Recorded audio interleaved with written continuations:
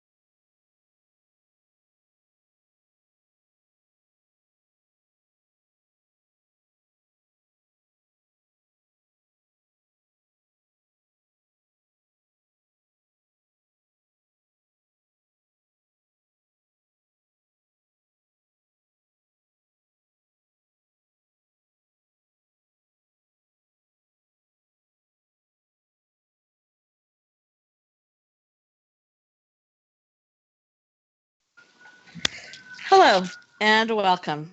I am Light, and this is my podcast. So today is our second out of 5 podcasts regarding 9/11 conspiracy theories, and it's special because I also have 3 of my guest hosts with me today. So we have Robb. Hi, guys. We have Jory. Hello, everyone. And we have Jeremy. Hey. Okay, so that was him doing his best Fonzie impersonation. Yeah, I know. Hey. I want to get started by saying that we're doing conspiracy theories. We are not. We are trying to be as middle of the road as possible, but we're human. And through research, one might have an opinion. And I think I'm going to let us go a little less middle of the road. And when we get information and facts and stuff, it's hard not to form an opinion. So you might hear those occasionally. And if you guys want to leave your comments about those, feel free to. And if there's something we need to address immediately, moderator Maya will tell us. I want to say that this took me forever. I spent a good 20 hours trying to find information. It's almost impossible to find anymore. It's being removed from the internet, which alone, somebody can go start a conspiracy theory about that if you'd like. The Loose Change that I originally watched is not the Loose Change you find now, which is strange. Most of the information is no older than 2015. And most of the information you will find is debunking conspiracy theories. Yes? Just sorry to interrupt you. I looked on YouTube and that when we had the conversation about the stuff being removed. There's still quite a lot of stuff on our YouTube. I know it's slightly different. There is still quite a bit of stuff, not as much as there used to be, about the Twin Towers and 9/11. Yeah, there was quite a bit. Is it the conspiracy stuff or just news stuff? No, it's the conspiracy stuff. Oh, well, then maybe I should have had you do the towers.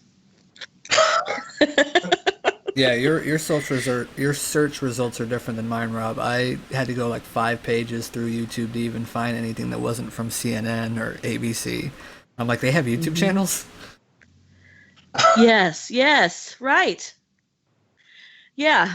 So yeah, it's difficult here to find it. Although I have a good memory and I was there. So I just want to say that. So keeping that in mind, I want to do the definition of conspiracy theory, if that's okay with you guys. So conspiracy theory is a noun, and it is from dictionary.com, a belief that some covert but influential organization is responsible for a circumstance or event. And I'm really not sure that I actually agree with that definition. I don't think that to have a conspiracy theory means that it's some covert, organization. I think it can just mean that some people are behind something and they don't want you to know. But Wiktionary, which I didn't even know there was such a thing as Wiktionary, I should have. It says, a hypothesis alleging that members of a coordinated group and are or were secretly working together to commit illegal or wrongful actions, including attempting to hide the existence of the group and its activities. I don't even know if I agree with that one. Number 2.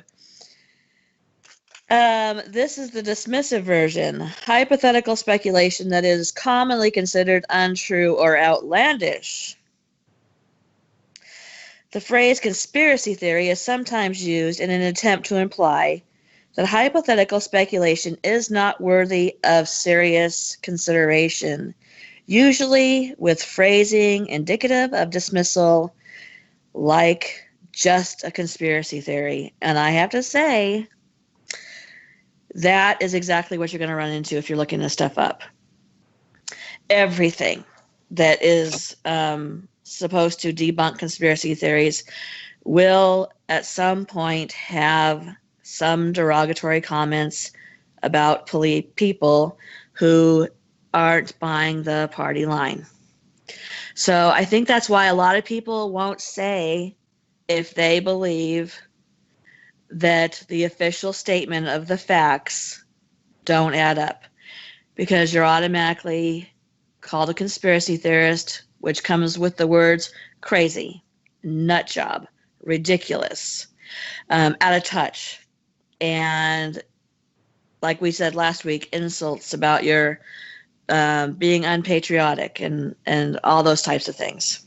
So the interesting thing about that is 54.3% of the American population does not believe the official story that their government told them, and that they strongly agree that their belief that something else actually happened on that day.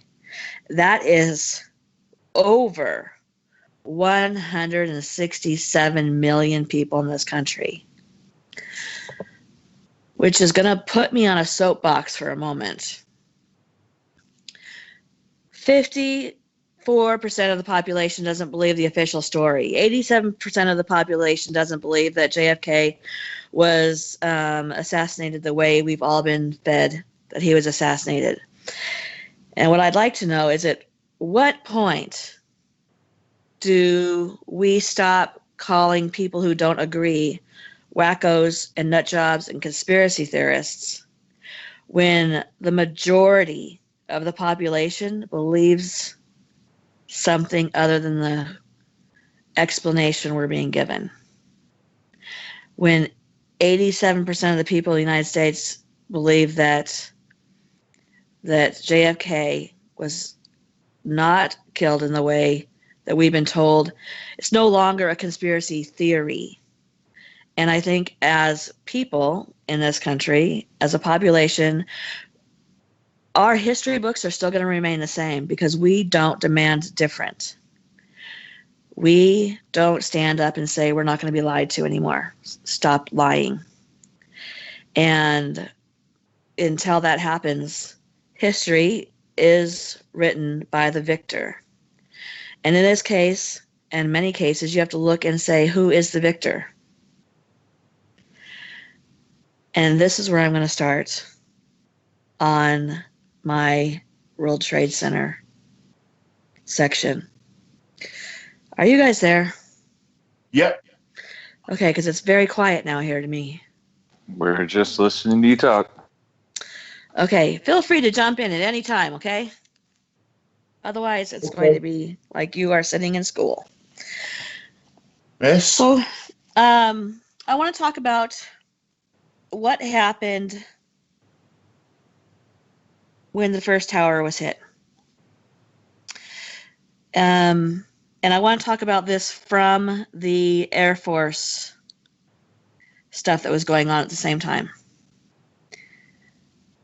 Between September 2000 and June 2001, the FAA sent fighter jets to intercept errant aircraft 67 times. Errant aircraft simply means an aircraft that has lost their ability to communicate, that is not pinging, showing on the radar, that has veered off by 2 degrees from their destination. 2. You're not allowed much lateral there. 67 times. Interceptions were considered routine, and the response time was an average of 10 minutes from the sign of trouble, such as, like I said, losing contact or veering off. So 10 minutes. That's how closely they keep track of these. On September 11th, 4 commercial aircrafts were off course. And I'll get into it later when Jory talks about there was a 5th commercial aircraft that we no longer hear about, but I saw. And without communication. So they veered off course way much more than 2 degrees. They had no communication. But we were told that not one of them could be intercepted. Tracy, Yes? weren't they the army and a lot of the emergency? I'm putting the military as well into this. Wasn't a lot of the different departments stood down on that day for some reason? Yeah, I'm going to tell you why. What was happening? Okay, so I'll tell you why in just 2 seconds. So on the morning of the attack, George Bush was in Florida on his way to Booker Elementary School in Sarasota. Before he even walked into the school, he was aware of the first plane hitting the tower. Now, George Bush, of course, and the government had more information than we did at the time, where everybody thought, and I listened to recordings of the news broadcasters talking about it. Everybody thought it was an accident. Nobody knew that it was a commercial airliner. And I was listening to reports from the FAA and a reporter talking back and forth. And the FAA woman at one point said, "Hold on, was that a commercial airliner?" And so it was surprising to all of us out here.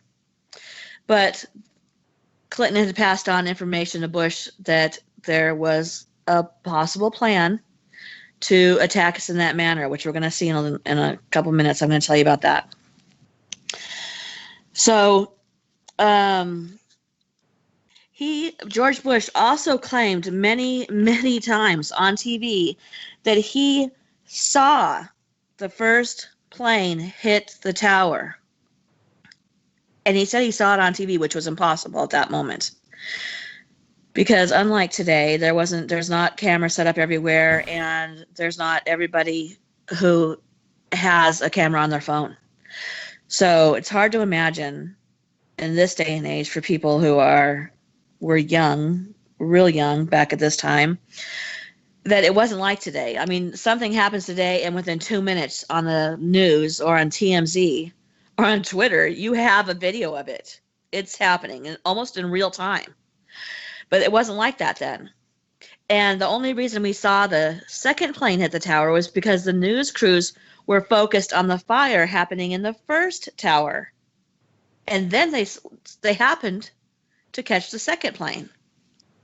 So, however, the government, George Bush, Clinton before him, right before he left, knew of the threat to attack us using our own aircraft. So he walks into the school, and he sits down, and my impression is, you can see, I think, and I'm not a George Bush fan, but I feel like you can see the confusion on his face. Like, his mind is not there. As we all know, he held My Pet Goat upside down while the kids were reading it, which to me is a sign that he is An not, idiot. well, that too, but I really think that he did not know, possibly, but I'll get back to that because there's something that comes up that's a little interesting. Now, he's told during that reading that a second plane hit the second tower. You see his Secret Service agent come in. He bends down. He tells him about it. There's no change of expression on Bush's face. And they also told him that there was a third known flight that was hijacked. George Bush stayed at Booker Elementary for 30 more minutes. Didn't leave. Tracy. Yes. Sorry to interrupt you again. That's okay. From a UK point of view, Yeah. and when you look at all the conspiracy theories, if George Bush would have reacted differently, other than just sat there reading a book upside down, looking like he didn't have a care in the world, don't you think that maybe there wouldn't be so many conspiracy theories? Because it's just so odd. You know, you would just trying to get back to Washington, wouldn't you? And get, other than just sitting there when this is happening. I think that says a lot about the conspiracy theories. I do think that was something that kicked off a lot of conspiracy theories. Now, without George, I think that George Bush was more of a figurehead. I mean, we all joked about it in a not joking manner, that Dick Cheney was the president of the United States, right?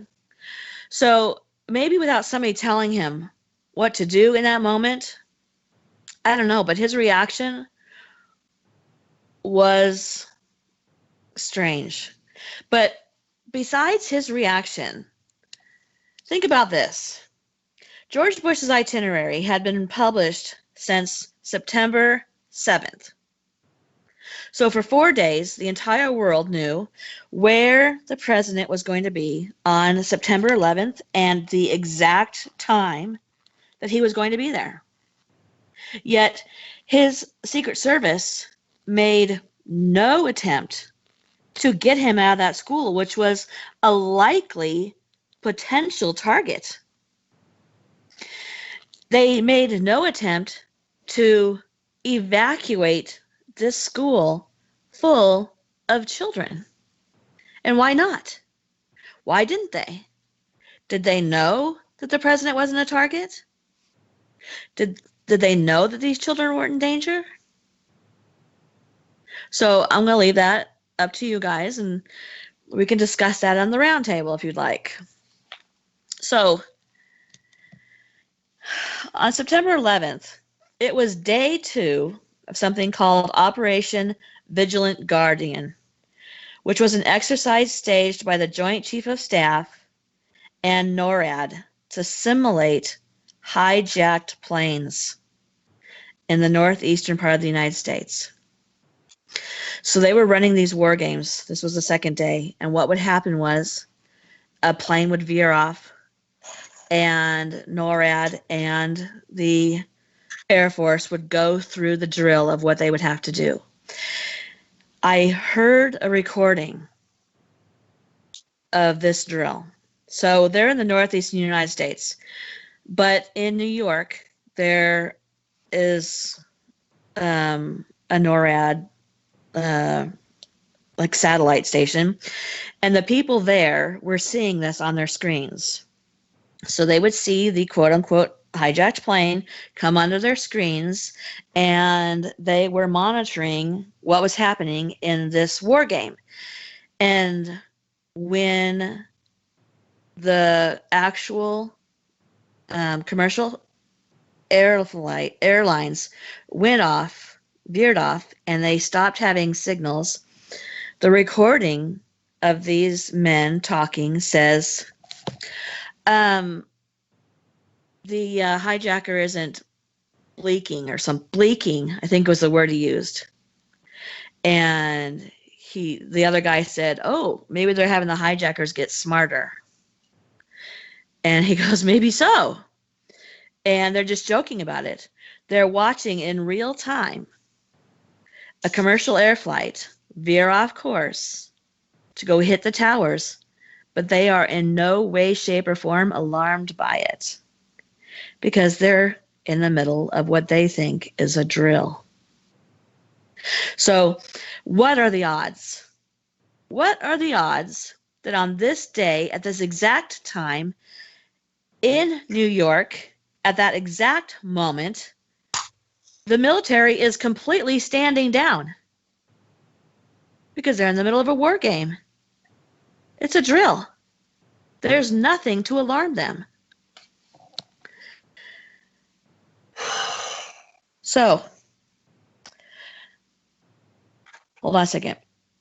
So also, besides Vigilant Guardian, there was a branch of the Air Force and NORAD performing something called the Global Guardian, which was an Armageddon exercise being conducted at the Offutt Air Force Base in Nebraska and coordinated with Barksdale Air Force Base in Louisiana. So this is called Global Guardian, and it's an Armageddon training exercise. So what happens, worst case scenario, if we're being attacked by, I don't know, 4, 5 airplanes and nobody's doing anything. But when George Bush left Booker Elementary, do you know where he went instead of Washington, D.C.? KFC. No. He went to Barksdale Air Force Base and Offutt Air Force Base. The 2 Air Force bases performing this Operation Armageddon. Several fighter jets were sent from the Washington, D.C. area to Canada. Most of the fighter jets were sent up to Canada to do a war-based exercise up there. The fighter jets sent closest to the Pentagon were sent 180 miles away out to sea. It wasn't until 10 minutes before the Pentagon was struck that fighter jets were scrambled at all. and they were given the instructions to take down the airplane, supposed airplane that hit the Pentagon, which they did not do. So as the news is playing that morning, and Jory can attest to this, maybe if he remembers, we were, of course, glued to the TV. And the news was reporting that the collapsing towers were controlled demolitions. I listened to the news recordings for this podcast, and I have a page, a link for you guys that you guys can go to, and they have recordings on this this page. Maya, that is the first link I gave you. Also, you can also look up news broadcast on the day that it happened. They still have those up because, it's ABC, NBC, CBS. So they were talking about the fact that this is clearly a controlled demolition. Something else happened. It wasn't the plane. The plane would have hit the building, tipped the building, and that's not what was happening. So they, and I quote, and I think it was Tom Brokaw. I want to say it was Tom Brokaw because it was his voice, because we don't see it, you just hear it. It sounded like Tom Brokaw, and he says, anyone who's ever seen a controlled demolition knows that for a building to collapse on itself, you have to get to the bottom part of the building. And then another woman newscaster, and these are during the morning shows.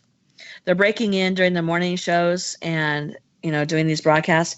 It says there must have been bombs placed at the bottom of these towers for them to collapse on themselves. And in the preceding hours, they interviewed firemen, and they interviewed a man who was a janitor in the building, kind of a Mr. Fix-It guy, who was in the bottom of the towers. And they swore that they heard at least 3 bombs go off in the lobby and the basement of the towers alone. And they were asked by the reporter, was that caused by the plane? And the firefighter very clearly said, and this man who had been down there as the janitor clearly said, no, I'm telling you, there was bombs placed in the building, and I clearly heard them. And every firefighter who was interviewed on the street that day said that they were hearing the bombs go off in the bottom of the tower. And then the official story came out, which was, of course, that there were no bombs, that a fire 80 stories up somehow brought this building down. So I'm going to move on from there. Even I've seen the janitor one, the guy, the cleaner person, being interviewed, and even I've seen it here in the UK. So you're not going crazy. Well, thank you. Well, you might be going crazy, but not about this. Yeah. Okay. Okay. So, do you guys have anything to add right now before I go on?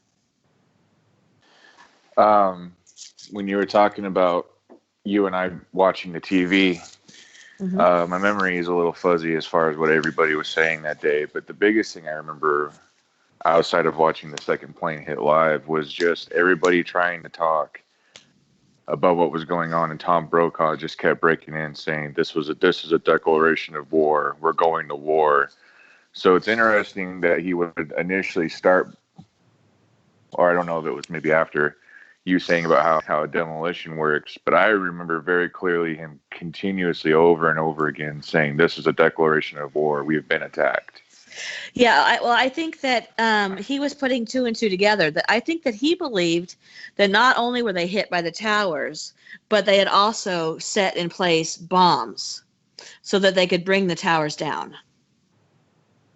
Because these towers, and I'm going to get to this later, but I'm going to tell you right now, these towers were built to withstand being hit by 2 Boeing 707 airplanes and not fall down.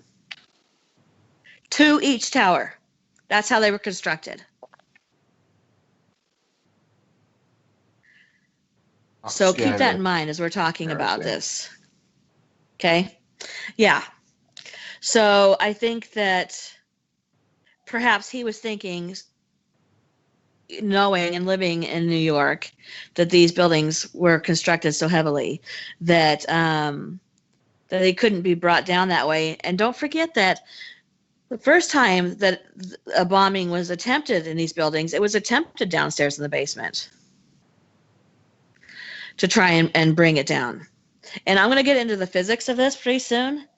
And I need to tell you guys that somebody needs to hand me a diploma, because I spent so much time reading the comments from physicists and engineers, and I have full on graduated.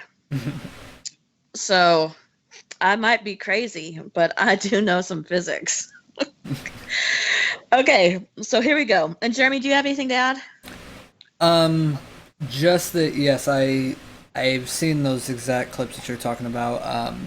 There was also not about the North and South Tower, but about Tower 7, or not Tower 7, Building 7. The insurance, the guy who has insurance on that building, he did a spot with what's the Deborah Norville show? Oh gosh, you're making me go back a long time. Inside Edition. Oh yeah, good job, Jory. Yeah, he had an Inside Edition spot where he literally used the term pull, which is a controlled demolition term that they use. He said we had to pull the building, and that's a direct quote from the guy who owns the insurance on Building 7. Wow. And people can look that up and find that that's his own words. So if he's using that term, that means I don't know how more cut and dry it has to get. Like, yeah. And here's where I need to also tell you guys this. I could spend 10 hours here going through information, and from my memory of the original Loose Change that I watched. And there's so many aspects about this tower and the towers and what happened, and the fact that there was money stored in the bottom of this tower for the help me, you guys. Federal Reserve. Thank you. mm-hmm. He's in Britain and he's telling me, thank you. Oh, they know Federal all about Reserve. the central banks over there. Yeah. And they found that, okay, first off, all the money was gone. And they found that the trucks had left underground, under through the tunnels. The trucks in these buildings had left through the tunnels, and then some of them were just deserted. So there's so much extra going on that I'm going to give you a page on the day that we do the round table, so that, or maybe I'll do it on Jory's day, which is our last formal day of doing the sections. And that way, when you come back on our round table day, you'll have all that extra information about the Federal Reserve and how, like Jeremy had talked about how we had just been told that $2.3 trillion was missing. And by the time we get done with this, it's like $6.4 trillion is missing, all told. $6.4 trillion, where does that go? It doesn't go missing. It goes somewhere. And where did it go? And that's another thing that we're going to talk about the round table, and let you guys put in your 2 cents, your 2 cents into that $6.4 trillion, and tell us, what do you think? Where did it go? So, okay, here we go. On September 11th, 2001 at 8:45 a.m. Eastern Time, on a clear Tuesday morning, an American Airlines Boeing 767 loaded with 20,000 gallons of jet fuel crashed into the North Tower of the World Trade Center in New York City. The impact left a gaping, burning hole near the 80th floor of the 110-story skyscraper, instantly killing hundreds of people and trapping hundreds more in the higher floors.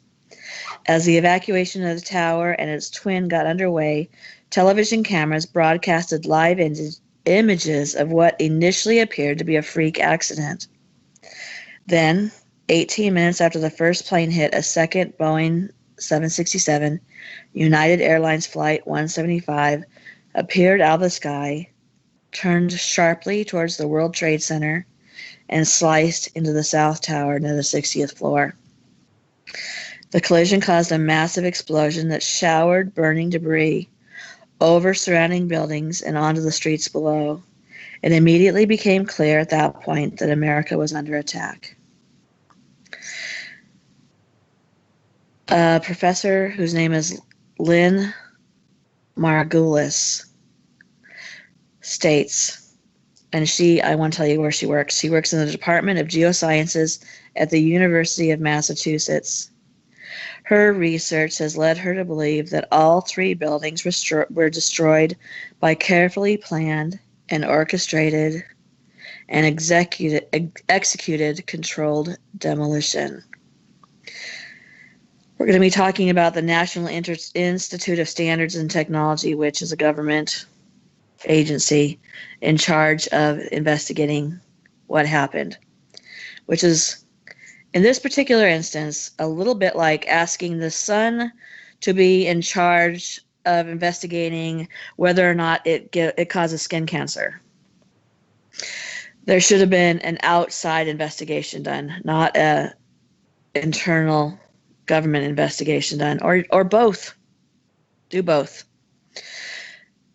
The National Institute of Standards and Technology is a physical science laboratory and a non-regulatory agency of the United States Department of Commerce. Its mission is to promote innovation and industrial competitiveness. It's headquartered in Gaithersburg.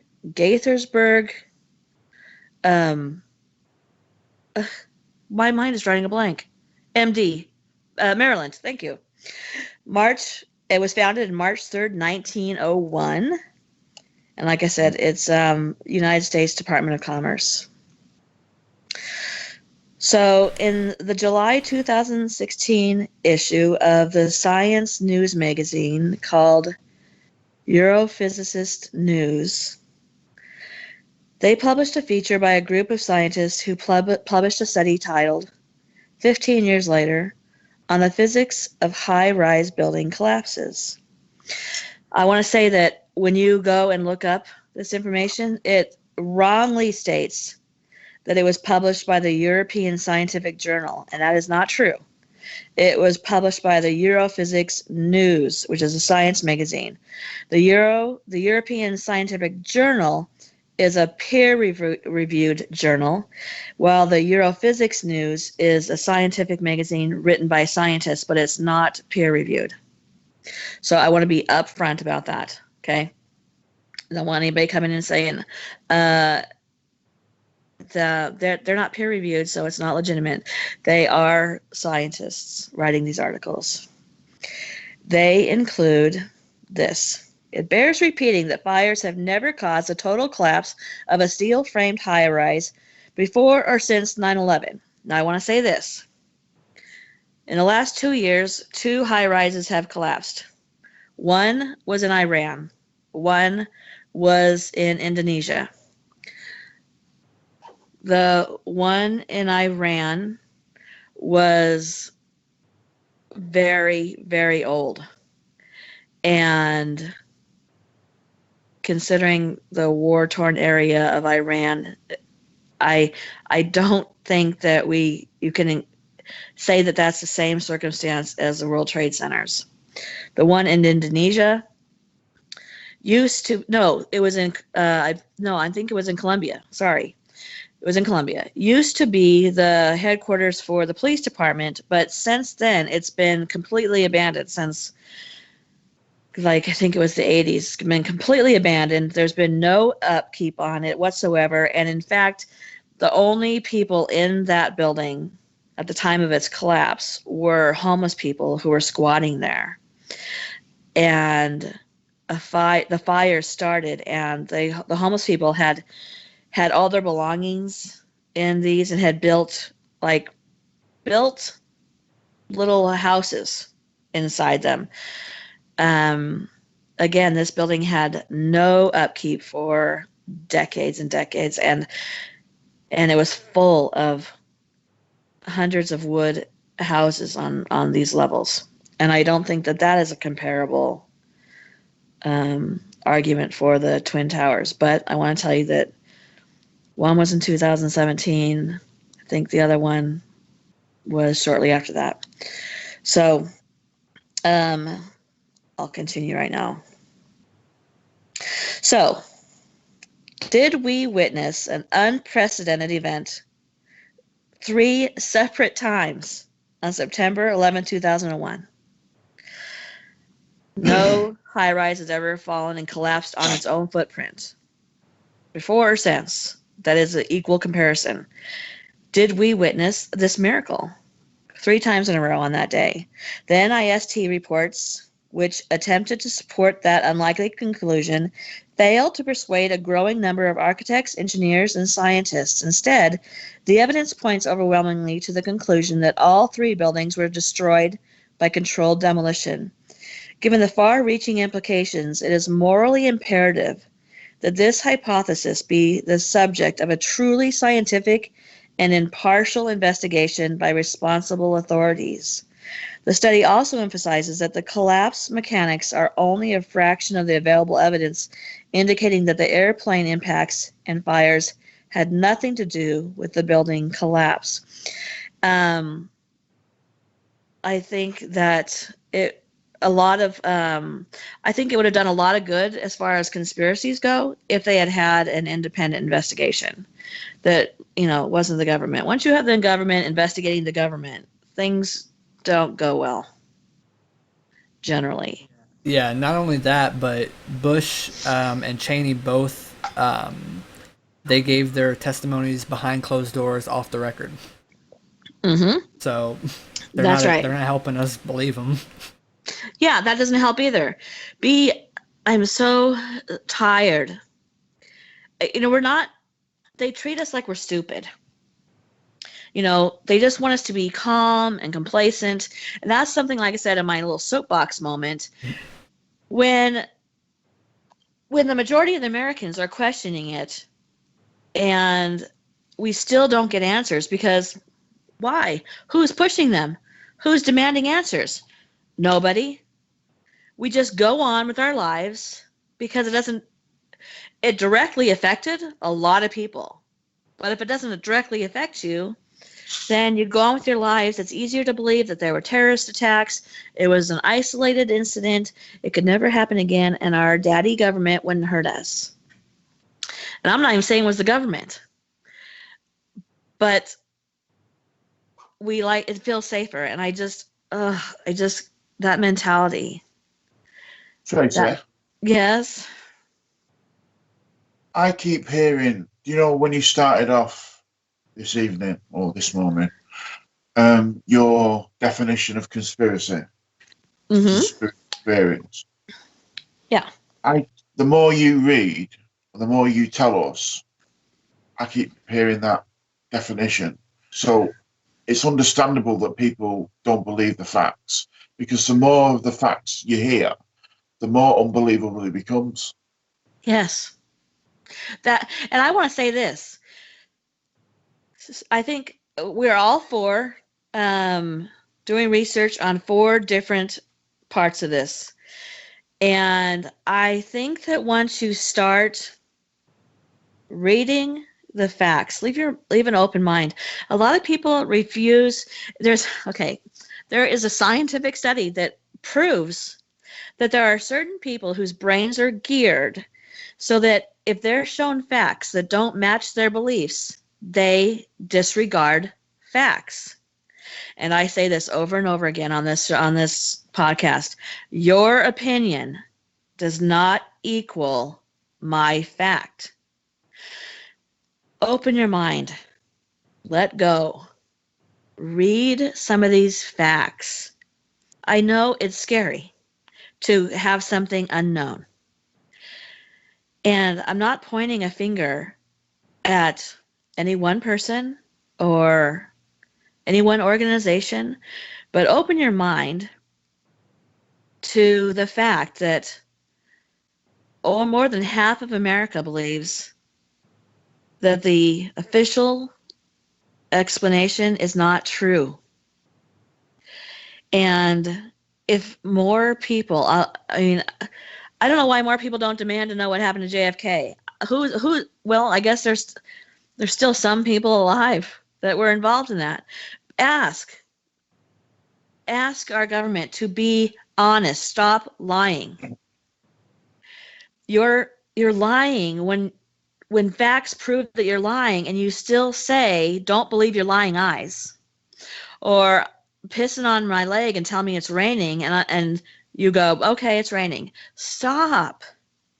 Facts are facts. They are facts. Opinions are not facts. Jeremy, can you get me a shirt? I'm on it right now. Thank you. So, yeah, the more facts I'm reading, the more facts I'm looking at, it's hard to say, I'm going to remain impartial, because facts are facts. Science is science. There's no way around that. Science doesn't change. The mathematics of the science doesn't change. So, anybody else got anything to say right now? Jory, It's are you just, awake? Oh, sorry. I'm awake. Okay. Yes, Rob? I think it's just the thing about the government that you've just said, that we're being treated like children. Mm-hmm. It's almost like when you have a young child, and all children go through that phase, don't they, of telling lies, and even, lying for the sake of it, even when they don't need to lie sometimes. Mm-hmm. That's how we're being treated. We're being treated like toddlers. Mm-hmm.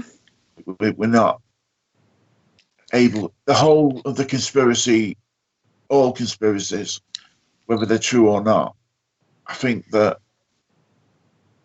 I believe personally that I could handle the truth.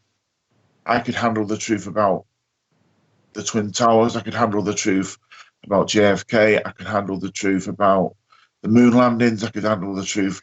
Keep going on with my list. But I believe I can handle the truth, and I think there's lots and lots of people that can handle the truth. But it becomes so embroiled in lies that in the end, I don't think people actually. I actually think the people that are lying don't actually know what they're lying about anymore. It's become that embroiled with conspiracies and lies. Nobody understands, and nobody can get to the bottom of it. It's where you lie so much, you end up lying all the time. Yeah. That's what I think is happening in the world today. I think that if the original story was told to us with the truth, we'd have more trust in government today. It's when you find out that the original story was fabricated that that plants the seed of distrust. Obviously, with anybody, not just the government, with your neighbor, with your friend. If you just come outright and say the facts, I think that the people of any country who's going through something like that would trust that the information you have and feel safer if you just came out and just told the truth and said, maybe even say, we don't know. We're trying to figure it out. Maybe just do that for a little while until you do figure it out.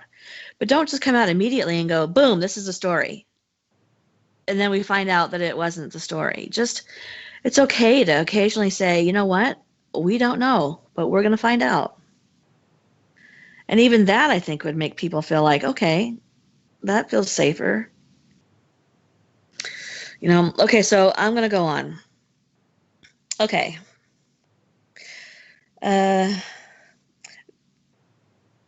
Videos show that the upper section of each tower disintegrated. within the first 4 seconds of collapse. After that point, not a single video shows the upper sections that purportedly descended all the way to the ground before being crushed. Videos and photographs also show numerous high-velocity bursts of debris being ejected from point-like sources. The NIST refers to these as puffs of smoke, but it fails to properly analyze them.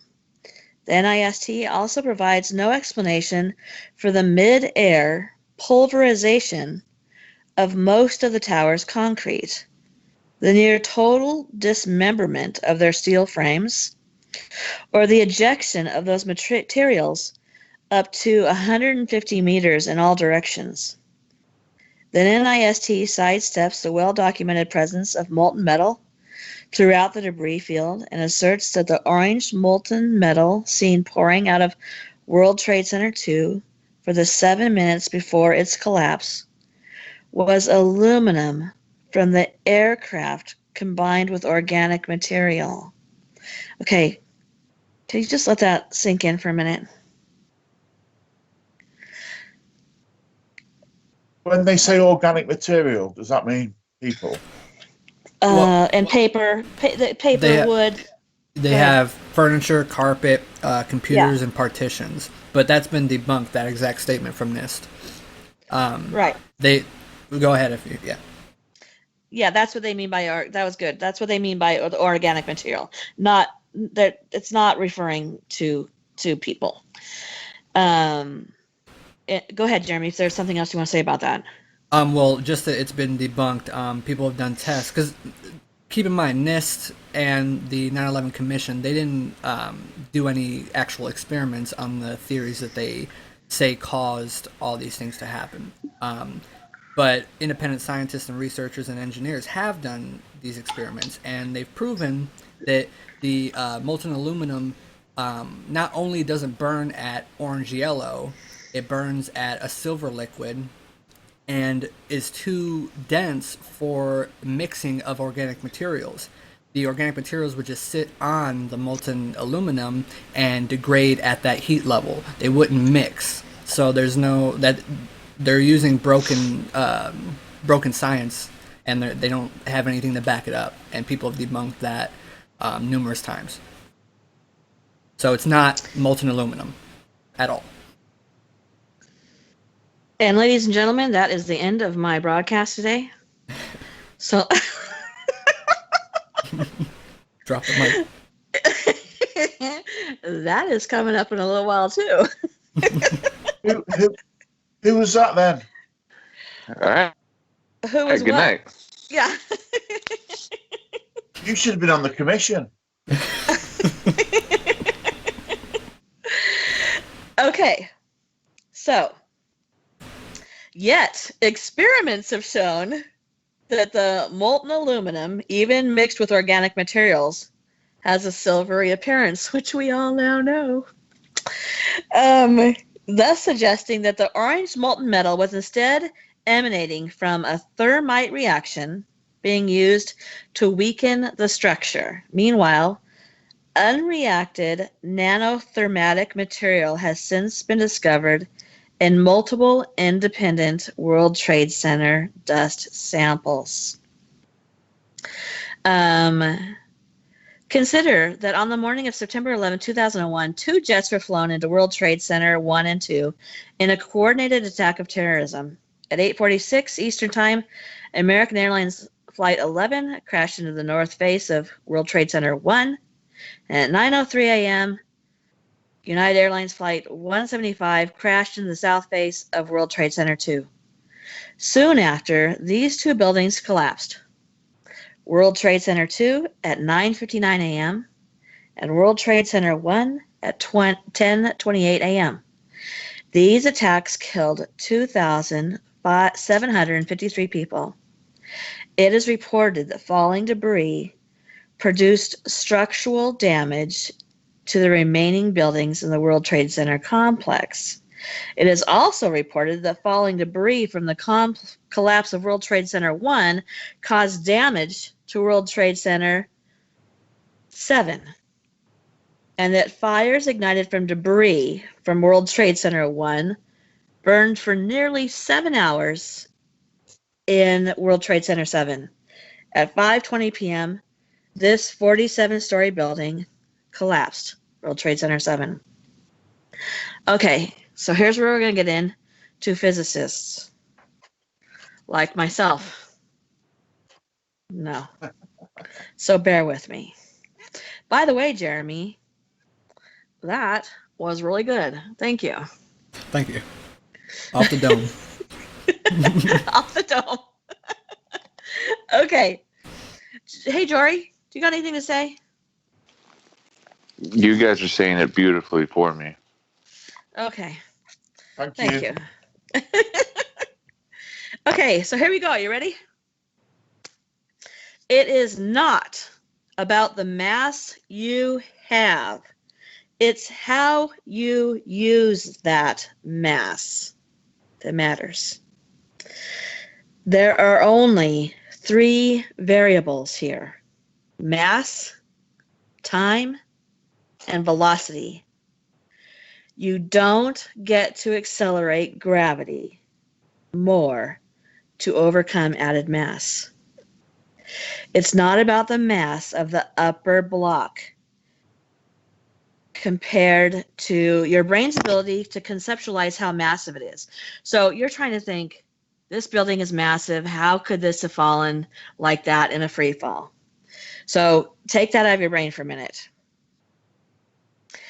It's the upper block mass relative to the 9 times larger integrated structural mass beneath those first floors that is actually what matters.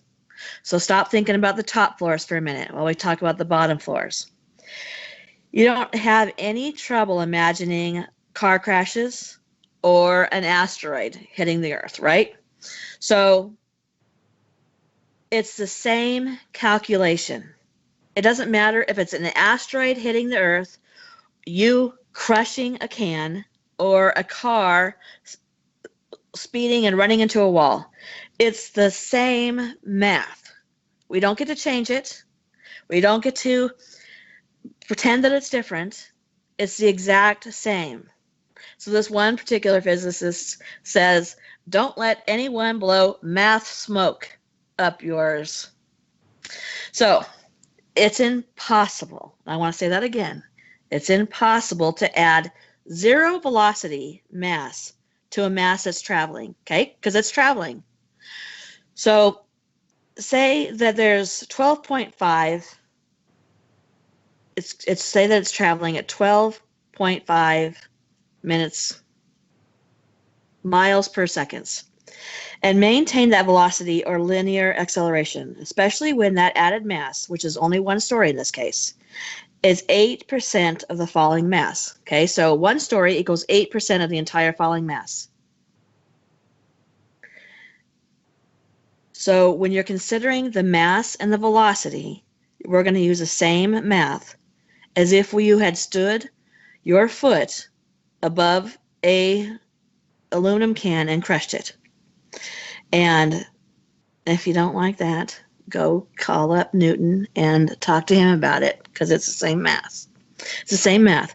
So this is an energy loss. When the building is falling down, it is an energy loss. It's not gaining velocity. Okay, so keep that in mind. This is an energy loss. And if you picture it in your mind, of course it is. Because one falls down to the next, right? And the way these buildings are made, which, by the way, is to withstand 2 Boeing 707s crashing into this building. The way these buildings are made is that the bottom is massive. The tops are lighter than the bottom. And the reason for that is when you're an architect and you're creating a high rise, you have to make exception for high winds, hurricanes, earthquakes. And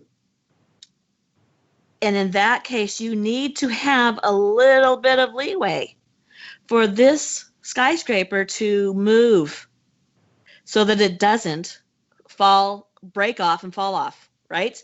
So this is made to have a little bit of leeway, but in this case, it's made to have the leeway of 2 Boeing 707s hitting it at the same time. It's not gonna bend over. It's not gonna. So, but keep in mind that when the NIST was doing these studies, they accounted for these top floors to be the same mass as the bottom floors, which is impossible from a structural and engineering standpoint because we need to have those lighter so they can move. They also did not take into account that the weight of even the lightest floors was gone because that concrete from those floors disintegrated. It was blowing out the sides of the building. So people say, well, what about the airplane? The airplane added weight. Okay, let's talk about the airplane. The airplane disintegrated. Have you seen pictures of the airplane in that rubble? The airplane disintegrated in the fire. So let's just, for the record, say that there's airplane weight. Anyway, the airplane weight is not equal to the amount of mass which was moved out of the building by first blowing a hole in one side and then blowing a hole out of the other side.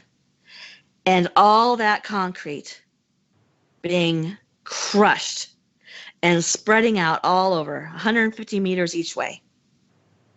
So, in order to make that mass available, you have to add it all together. You must first break every connection it has to this structure.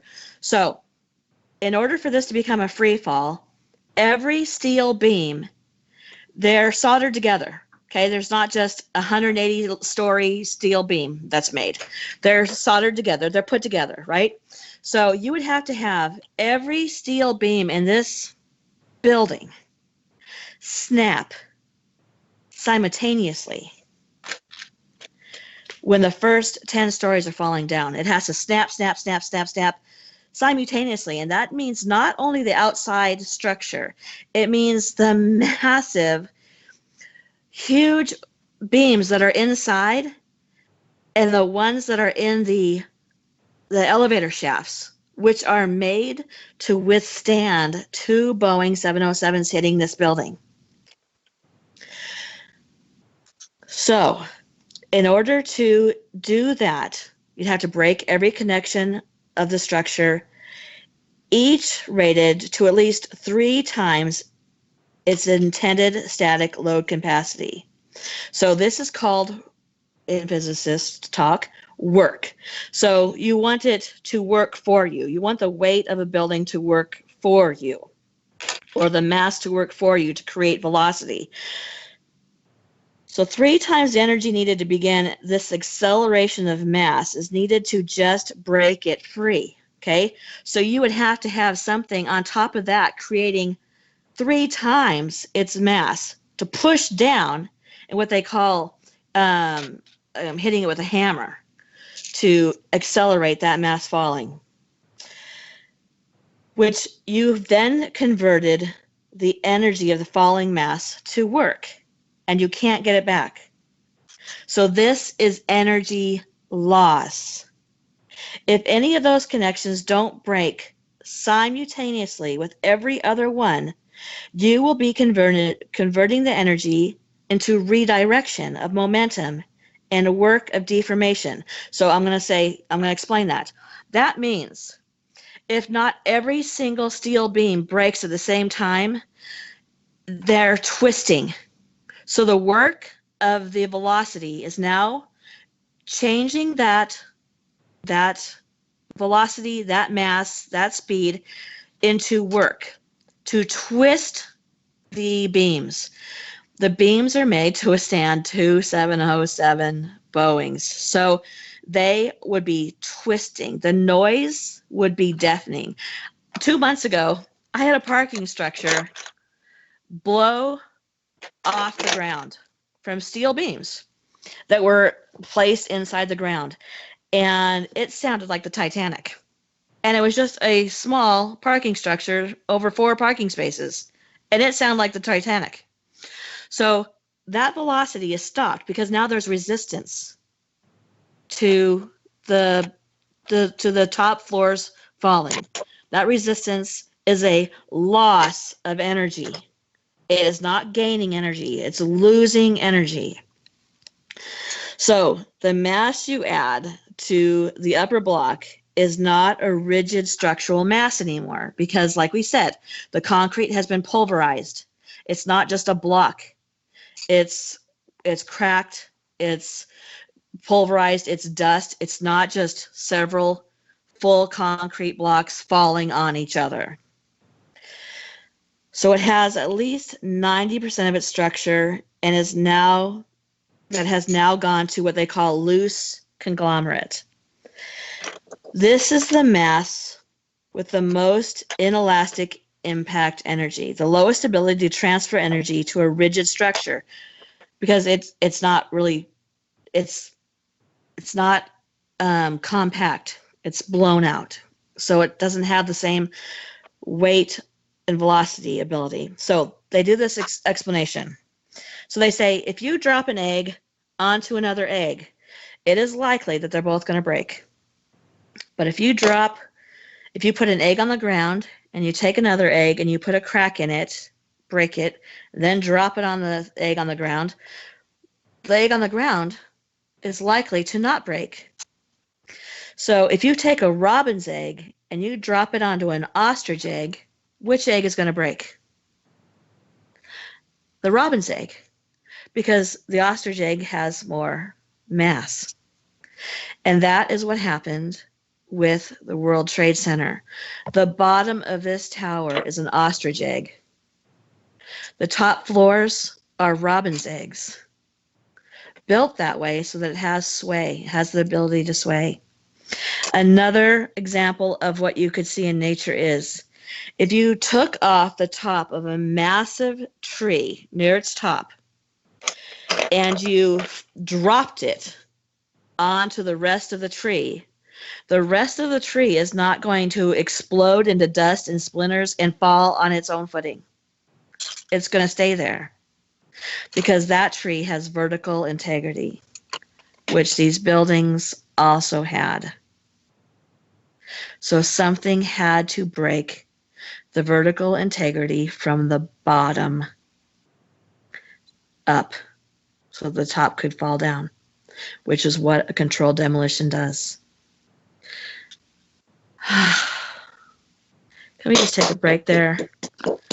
When do I graduate from this class? Yeah.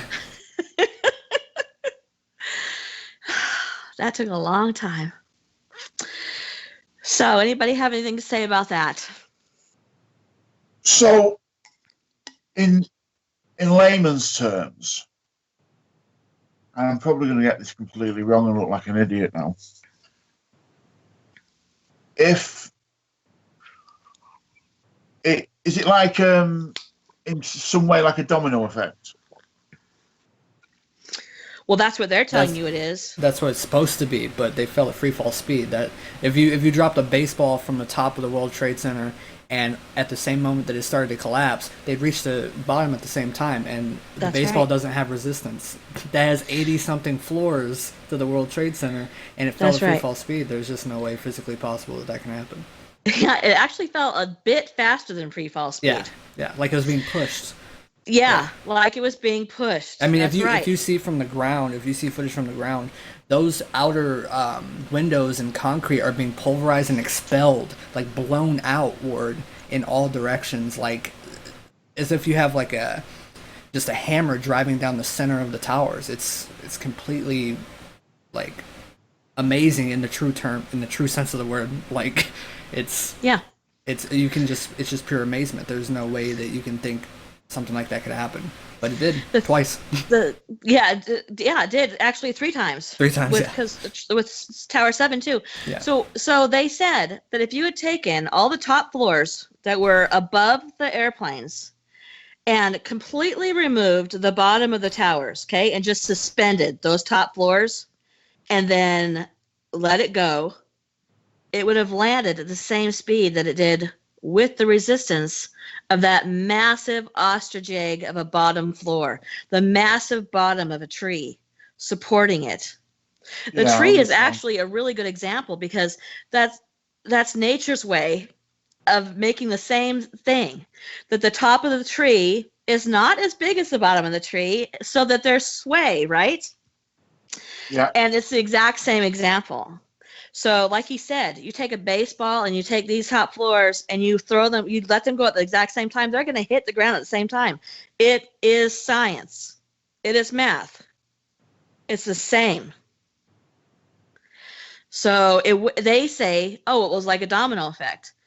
But that can only be a domino effect if you are blowing out the connections in those steel beams at the exact same time as it's free falling to allow it to free fall.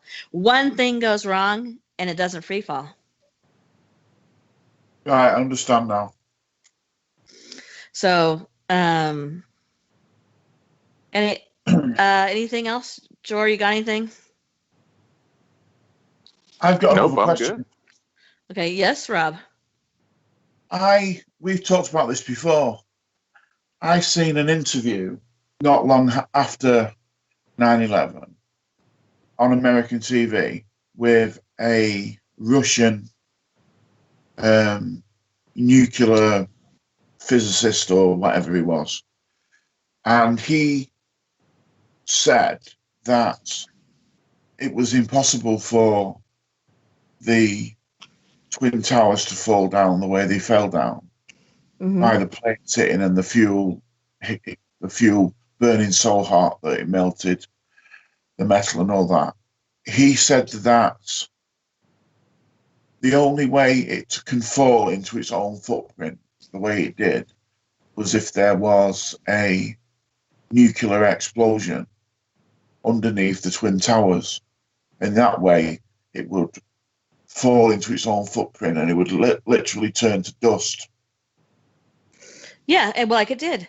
You literally have to get rid of the bottom floors for this to go with the structure of the bottom floors for it to fall in a free fall. Which is, if you go see the videos in that page that Maya put up, if you see the videos and you can see the puffs of smoke coming out, compared to a free fall, it is the exact same thing. And I'm going to talk about that in a little while about what the NIST used that as an explanation for what those are. So, okay, you guys ready again? Are you falling asleep? Are you falling asleep, people? I'm sorry. This is a very informational sort of a thing. I'm having fun. Okay, good. I actually had fun researching it. It was just it is a bit like trying to get through mud though with the science, but I think I'm doing okay. Your husband will be proud of you. Well, he is anyway. Anyway. You have to lower the tone. Oh gosh. Here we go. You guys, you just bring me down. You bring me down. All right. Yes, yeah. And Jory, you think I'm pretty amazing. Modest as well. Oh my gosh. All right, what's the next part? Okay, here we go. Brigham Young University physicist Stephen Jones, and architect Richard Gage, software engineer Jim Hoffman, and theologian David Griffin. I don't know why they got a theologian in there, but okay, let's throw him in there too. Argued. It's an act of God. That's it. Argued that the aircraft impacts and the resulting fires could not have weakened the buildings sufficiently to initiate the catastrophic collapse, and that the buildings would not have collapsed completely nor at the speeds they did without additional factors weakening the structures.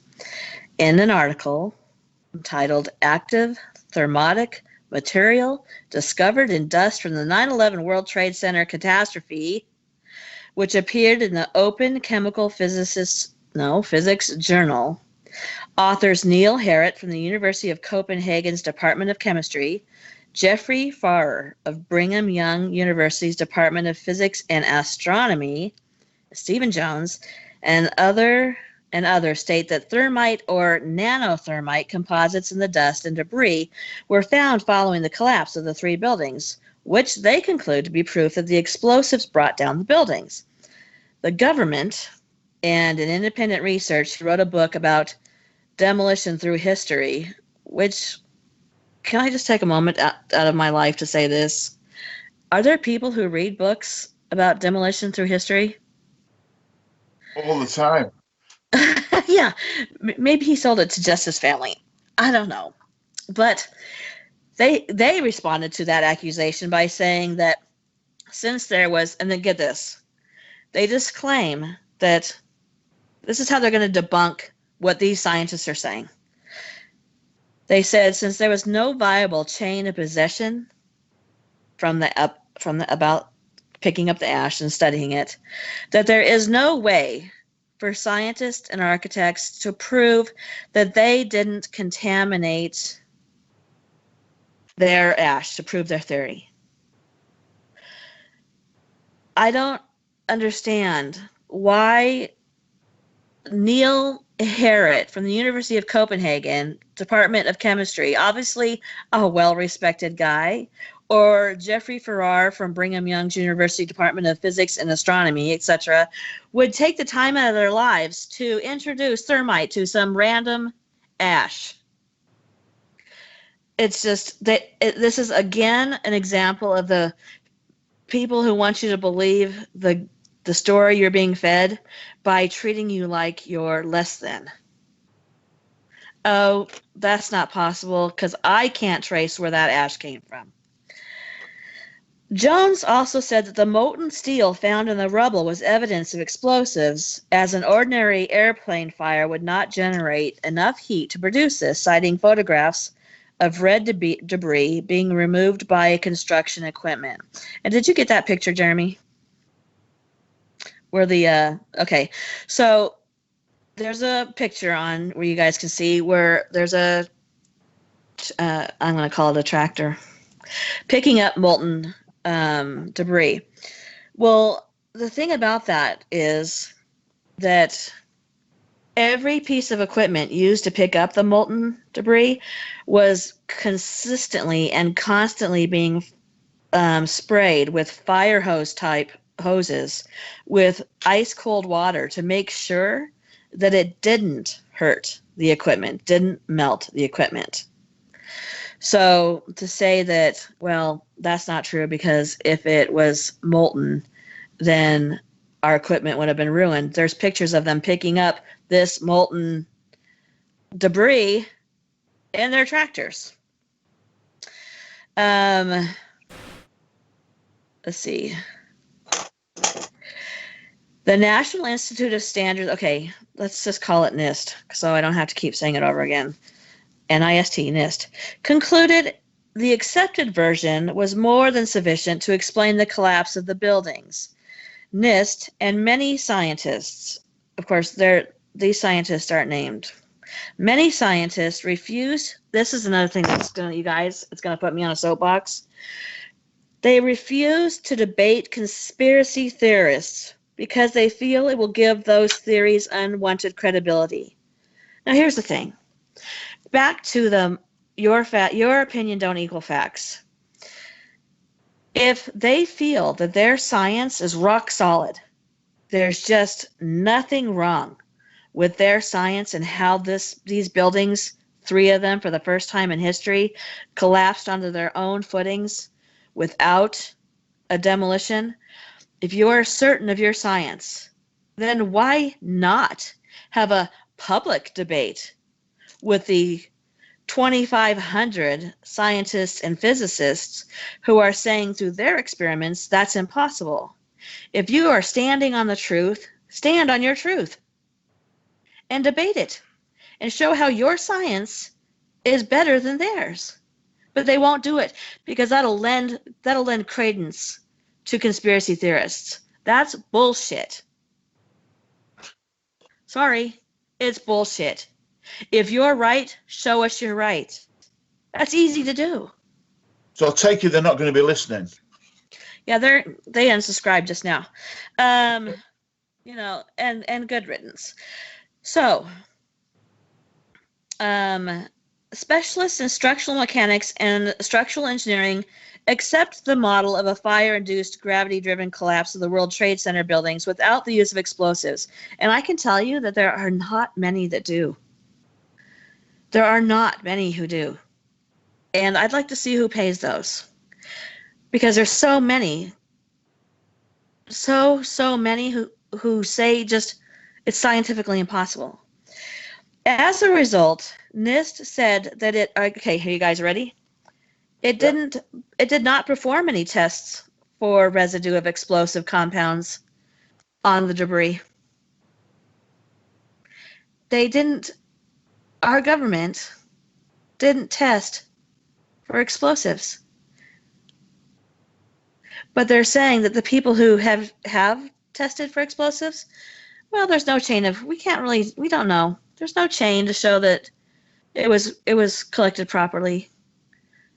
But they didn't test for explosives. Can you imagine that? When so many eyewitnesses are saying that they heard the bombs going off. And that's another thing that the NIST said. They said that eyewitness testimony is not reliable. The eyewitness testimony is not reliable. If you go into any courtroom in this country, and probably yours too, Rob, is not most of what these cases are based on eyewitness testimony? Yeah.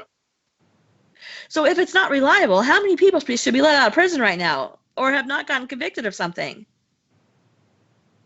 They heard it before they were told no. And then so many of these firefighters who went in and put their lives on the line, and many who did die, so many of the ones who put their lives on the line have now gotten cancer and are dying because of the asbestos. And we're just going to turn our back away. And you know there's dust somewhere. You know they have dust. They could test if they wanted to, but they still haven't. And it's 2018. So that breaks my heart for the families of the people who died in those buildings falling, for the police officers and the firemen who put their lives on the line and who are now dying. Their family's not going to get any justice because we can't even test the debris. And do you know what they did with the steel beams immediately after the towers fell? Melted them down, probably.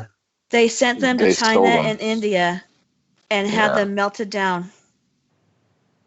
They sent them away immediately and had them melted down. Well, it's like the black boxes from the planes. There's eyewitnesses have said that they saw because I think they're bright red or bright orange. I can't remember exactly the colour. They have seen them being put into the back of a black SUV, and they've said that they got destroyed. They were destroyed in the actual crashes, but people's passports and things like that survived. For passengers that are on the plane, but the black boxes didn't survive, and that's somewhat like the first time in history or something in it that the actual black box didn't survive the crash. Yeah, that's going to be Jory's section. Sorry, mate. He's like, and we're done.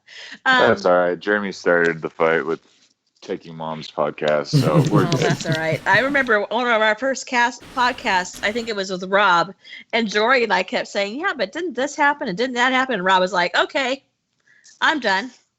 No, it was you and Rob kept talking about my part of the podcast. Oh, that was it. Yeah. Yeah, and you were like, okay then, I guess I'm done. I was like, well, I guess my part's done. Thanks, guys. See you later. Where's my check? Where's my check?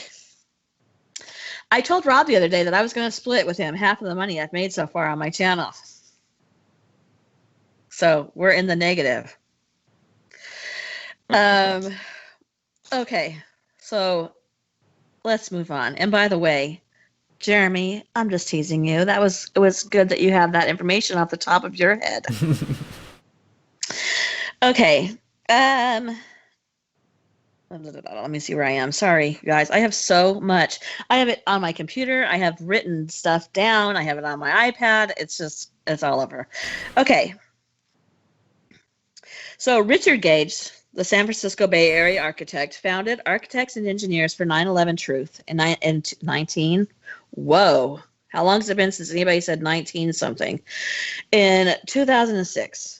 Gage, who is a member of the American Institute of Architects, has worked as an architect for 20 years and was involved in the construction of numerous fireproof steel frame buildings.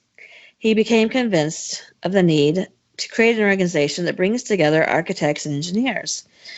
The organization continues to collect signatures for a petition that demands an independent investigation, you guys. It's one of those days. Investigation with subpoena power of the September 11 attacks, specifically the collapse of World Trade Center Towers and the Tower 7. By December 14th, over 2,500 architectural and engineering professionals had signed this petition. And according to the organization, the identities and qualifications of all licensed architects and engineers whose names are published on its website, as well as those of other supporters who are listed separately, they are all subject to verification before they can even be accepted to be a member of this group. So it's not a bunch of nut jobs, wackos, crazy conspiracy theorists. Just so you know. Members of this organization argue that the buildings of the World Trade Center could not have collapsed only because of the impact of planes or as a result of fires that have been caused by them, and claim to have identified evidence pointing to an explosive demolition of the World Trade Center buildings. The group does not blame any particular individuals or organization for the September 11 attacks. And Gage has stated that avoiding speculation on the attacks on the Pentagon or the involvement of the Bush administration or anything was critical to the mission of the organization because they didn't want it to seem political in any way. Gage also said that if the destruction of the World Trade Center was the result of a controlled demolition, this would mean that part of what happened on September 11, 2001 would have been planned by some sort of an inside group, obviously. According to Gage, an elevator modernization program that had taken place before the attacks would have provided an opportunity to get access to the core areas of the World Trade Centers.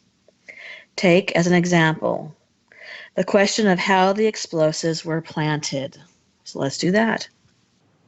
How could the security apparatus of the World Trade Center complex, which was presumably highly sophisticated, especially since they had another bombing less than 10 years earlier. Hey, hold on a second.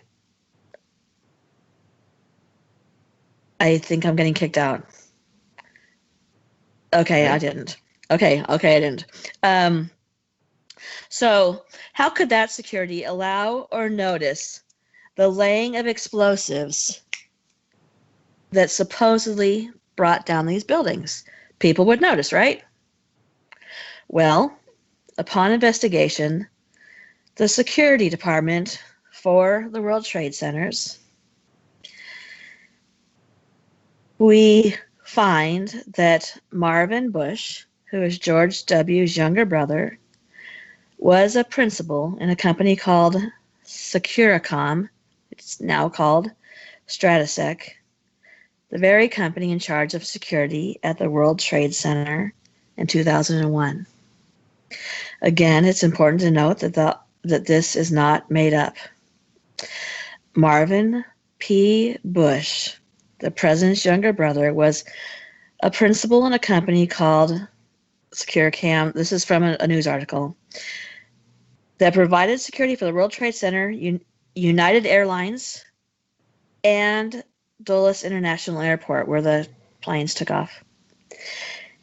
And now, not to be outdone by this fact, we learn that from 1999 until January of 2002, Marvin and George W.'s cousin, Wirt Walker III, was in fact the company's CEO.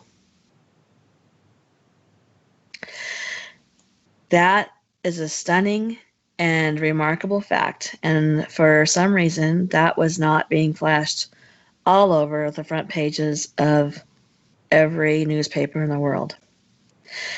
There were well-documented power outages, and entire floors were shut down. And in the weeks leading up to 9/11, there were many evacuations. This was the perfect opportunity to carry up and plant necessary explosives under the guise of maintenance or retrofitting work. Only fuels well-placed, and this only fuels well-placed suspicion. In a People magazine article, Ben Fountain, who was 42, he was a financial analyst, analyst with the Fireman's Fund, who worked on the 47th floor of the South Tower, confirmed these evacuations by saying, "How could they let this happen? They knew this building was a target. Over the past few weeks, we've been evacuated a number of times, and which is unusual. I think they had an inkling that something was going on." Also, a company owned by the Bush family had gone into several of these floors to do what they called fireproofing in the weeks leading up to the towers being hit. But there is nothing in the logs of the security that shows that they had gone in there and done any work at all. And people had described this is really sort of funny, actually. People who described the men working on the tower, working on the elevators, and who were allowed to go into these blocked off floors as men who were wearing black knit caps, black clothing. It's almost like a movie. Yeah. And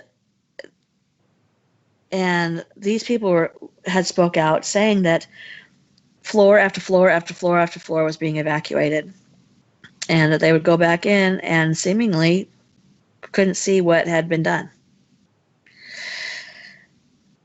Many of the peculiar anomalies violating the laws of physics in the collapse of Building 7 are also present and problematic in the collapse of Twin Towers, with one obvious distinction: an airplane hit both the South and North Towers. According to official government reports, the collision of the airplanes into the buildings, combined with the intensity of the fire ignited by the plane's jet fuel, weakened and brought the two massive structures down. While this hypothesis, for some, is perhaps feasible in theory, the video and physical evidence of the tower's collapse does not support that. Instead, the evidence again points to a number of telltale specifics that make an intentional demolition of the towers an infinitely more viable hypothesis. A hypothesis that has never even been considered by official government inquiries. The first evidence of the intentional demolition is the sheer size and power of the two buildings. And here's where it goes in to say that they were designed to withstand the impact of jumbo jets. 2 hits from Boeing 707 jumbo jets. One of the architects famously said that the towers could withstand 2 hits from 2 Boeing 707 jets. He's quoted as saying that because he was proud of the fact of how strong the towers were. So the official story had to quickly turn, and with Building 7, it became the intense inferno that caused that tower's actual demise. There's a story in National Geographic from September 17, 2001, that says the inferno heat, not the impact, brought down the towers. But this official assertion brings us back to the problem of the fire from the jet fuel and debris reaching a high enough temperature to weaken and collapse the steel. Both Stephen Jones and an engineer from MIT cover the in-depth scientific impossibilities of the fire bringing down the gigantic North and South Towers. But simpler logic works well. If fire from kerosene, aka jet fuel, and office debris were sufficient equipment to bring a steel-framed building neatly down into its own footprint, then why the need for the intensely sophisticated demolition industry and all its fancy crews and engineering techniques? Why not, when a building needs tearing down, just spread some jet fuel on a few floors, light a match, stand back for an hour or two? This notion is, of course, absurd. So why is it also not considered absurd in the case of the Twin Towers, which were specifically designed to support the impact of airplanes? Anybody have a comment about that? It's just the more you do of this podcast, Tracy, the more it's pointing towards. I know we said about having an open mind, and we're just going to be reading the facts and giving people the facts. The more this podcast goes on, the more and more it sounds like it didn't happen the way they want us to believe it happened. That's just my opinion. But yeah, and I said at the beginning that I really wanted it to be, and I told everybody, I just wanted to give us facts, period. And in all fairness, I'm not giving you, well, I am giving you some facts that the government stated. But this is a conspiracy theory podcast, so I'm giving you facts from the alternate side of the government facts. I think we've all heard the government facts, and I've stated it over and over again through this podcast. But there are other facts, so I am coming at it from that angle. But the more you just listening to the science and the math alone was enough to make me say, wait a minute, how can I in all good consciousness say that I'm not coming to form an opinion about this? Yeah. You know, facts are facts, period. And like they said, you use the same math. We can all envision a can being crushed. We can all envision a car crash. We can all envision, like Jeremy said, a baseball being dropped from a building, right? It's the same exact math and science. It doesn't change. And you can't bend it to change so that it fits your theory, because then it's not the same math. But it is. So, again, my facts are not equal. Your opinion is not equal to my facts. And what I'm seeing here is facts. And you're seeing that the government said, we're not even going to test the ash or the debris for explosives.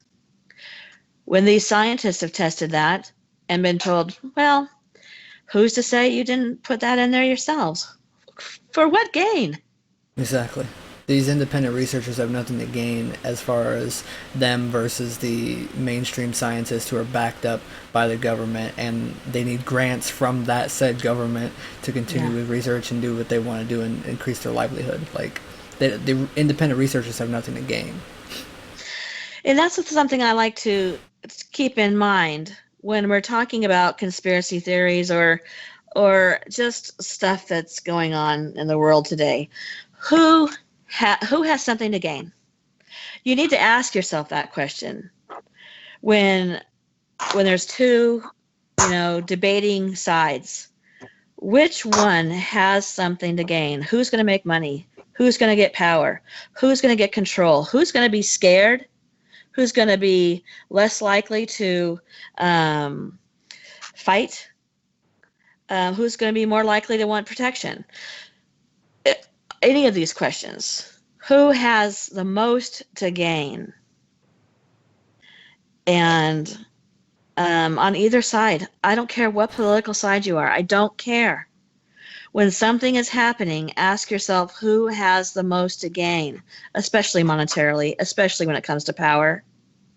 Yeah, I don't want to point any fingers, but the insurance policy on the Twin Towers gave the holder about, I don't know, close to $1 billion. So, I mean, is he going to complain? Is he complaining? Yeah. Yeah. Well, he changed the policy, didn't he? Just a few weeks before. Yes, he did. Yes, he did. And that's why I'm telling you guys, there are so many facts like that I could go in for hours and hours and hours.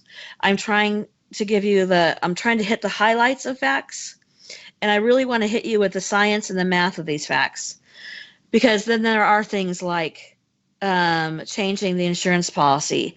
There are things like people selling stock the day before this happened. There are the things that the talk about the security company giving the okay to these airplanes to take off when there had been problems, and they should have sat a little bit longer and taken care of these problems. And the security company was owned by the president was, George W. Bush's cousin. So there's a lot of those extra, like there's an octopus, and then there's so many legs that veer off that I'm going to give you a page. I'll give you the page after Jory's so that you guys and go out and try and find your own information. And if things that aren't just debunking websites, because again, a lot of these debunking websites are, like Jeremy mentioned, scientists who rely on grants from the government or government debunking agencies. And go try and find some reliable, like these architects and engineers and physicists. Go try and find some well-respected MIT professors who are giving their facts, not opinions, facts. And if they do give you your opinion, rely on the facts. And ask yourself those questions. Just keep your mind open. And then I'll give you some pages that you guys can go look at, and they lead to other pages and other pages. You know how the rabbit hole goes. And just when we do the roundtable, then I would love to hear the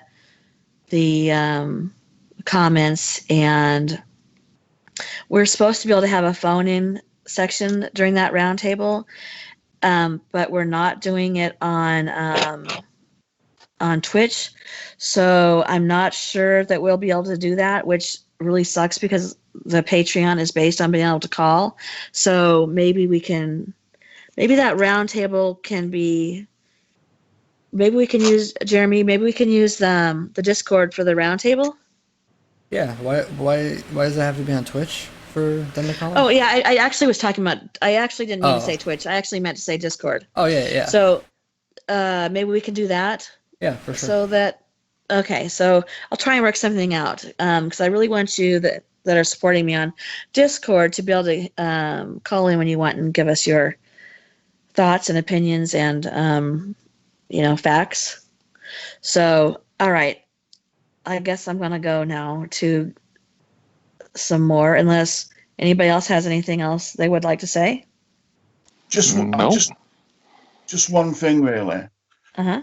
Out of all that, I mean, obviously, there's lots of people lost their lives, which is terrible.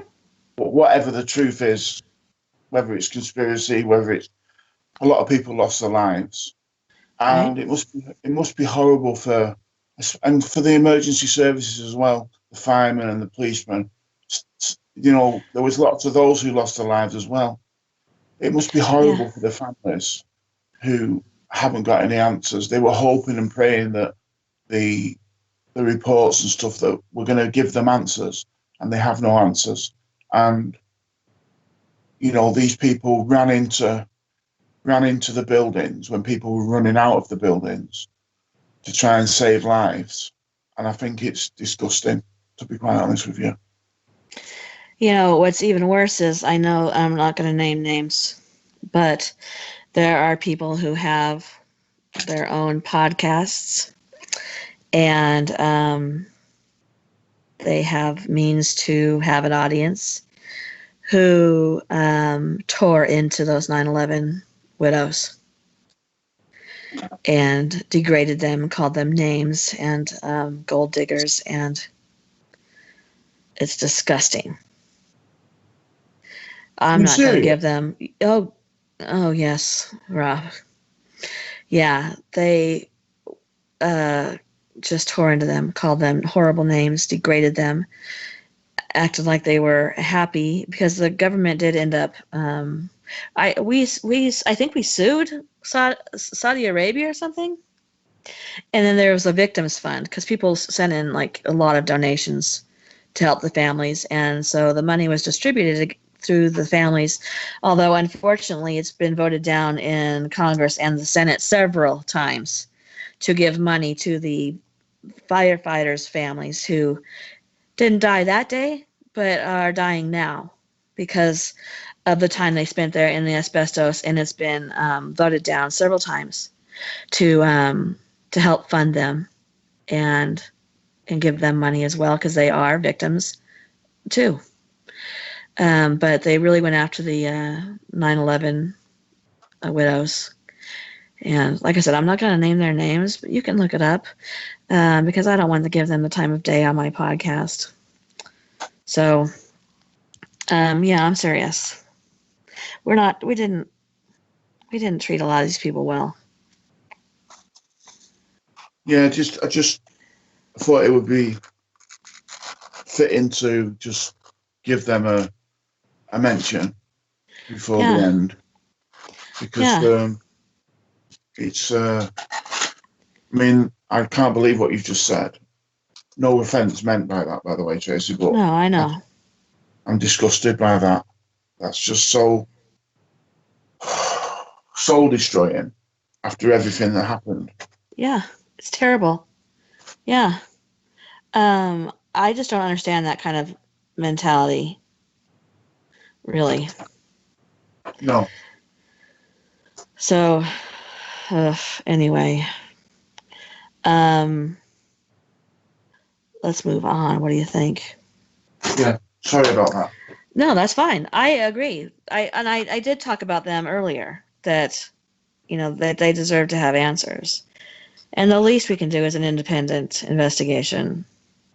I mean, that's the least we owe them, and the families of the police officers and the firefighters that lost so many. I mean, so many precincts lost almost everybody. And a lot of volunteers that didn't work for either of those that went down and volunteered and helped go through the rubble. And they were literally going brick by brick through that so they could find anything they could.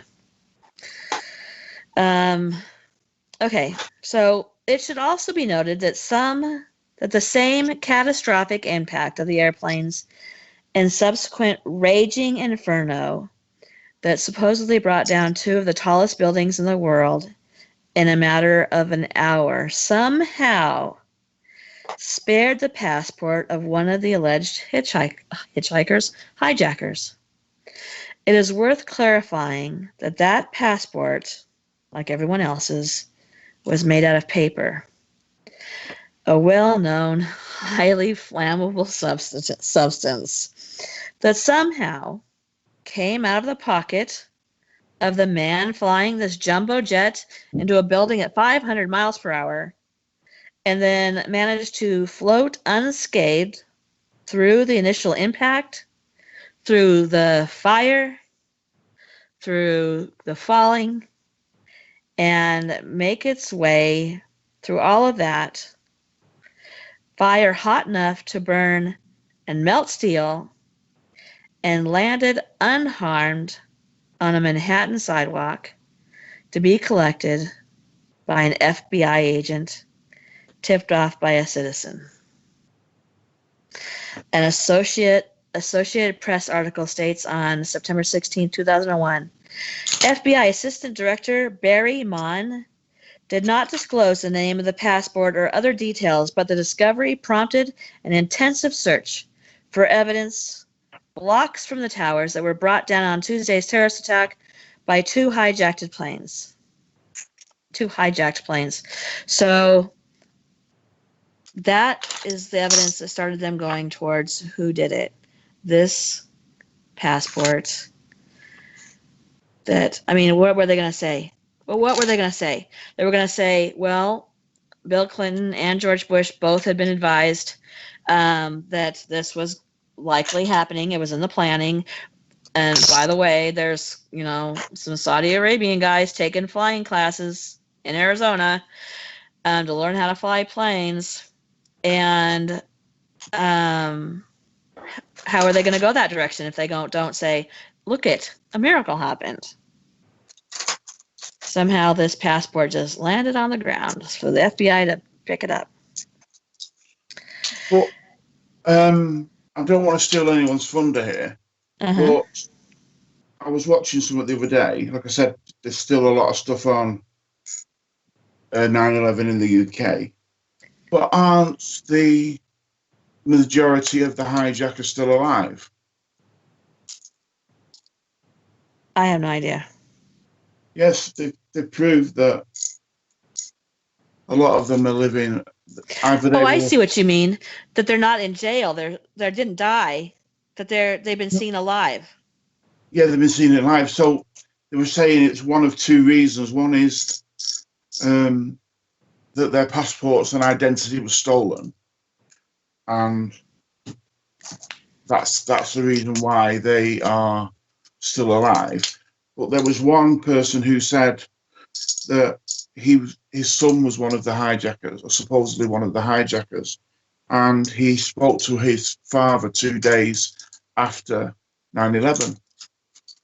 But he's in hiding now because he's been in hiding because obviously everybody thinks that he was one of the hijackers when he wasn't one of the hijackers. I mean, I don't know if you. I don't know. Have you guys heard about that? I have not heard about that, but I mean, it would explain. I mean, we have. I wouldn't say only the hijackers, but a lot of the passengers. There's the phone calls and stuff. There's a lot of missing links between how the actual people that they said were on the plane and the people that hijacked it, where and when their timelines match up. So there's a lot of questions all around. I mean, like you said, they found a passport, but not even a single plane part. Like what?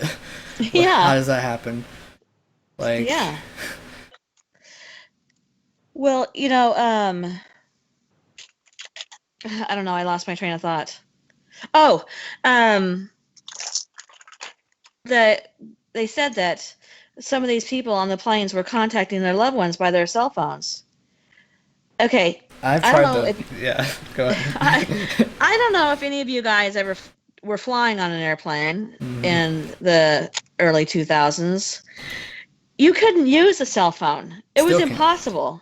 Yeah, I don't know if you can now or not. You can't, Jeremy? No, you cannot. No. Because there's no coverage. You can't call out. Yeah, you can't. Yeah. So that's impossible. Yeah. It was impossible then to use a cell phone to call up an airplane. That was literally impossible. Could not have happened. So I don't know how, for the first time ever since the invention of cell phones, that suddenly there's communication available on an airplane, and never since and never before. Yeah. It's just not possible. And I think that Jory will probably get into that also on his podcast. And I don't want to get into your podcast, Rob, but the pilot who supposedly flew the plane into the Pentagon, his instructor said that he was so bad at learning to fly that they wouldn't let him in a one-passenger or two-seater airplane do the equivalent of backing out of a parking space on a plane. Yeah, I remember exactly that. The instructor said I wouldn't even get in a car with him. Yeah. So, and somehow he managed to fly a jumbo jet into the Pentagon. I'll let Rob go into that, but just the stuff it just doesn't add up. So I'm going to close this by saying this. Dr. Jones has turned his research focus full-time onto the mysteries and anomalies of the tower's collapse in experiment after experiment. He uncovers more and more data that consistently and without exception conforms perfectly to the intentional demolition theory, a theory that accounts for the impossible speed of the building's collapse, the appearance of the telltale squibs. By the way, squibs are those poofs of smoke we saw.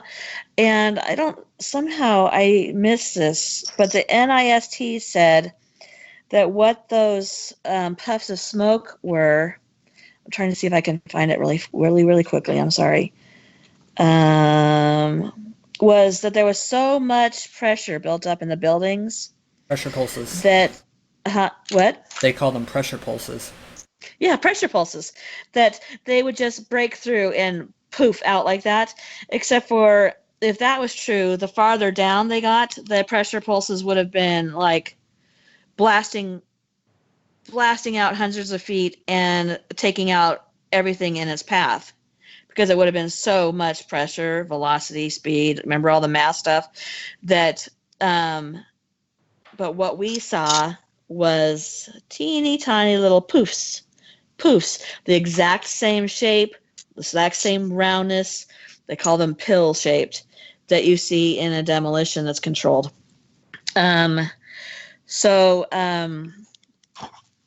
Okay, a theory that accounts for the impossible speed of the buildings and the telltale squibs. And squibs are, like I said, what they call those little poofs in a demolition. The symmetry of the collapse, the devastating explosiveness of the collapse, and the eyewitness accounts of underground explosions, etc.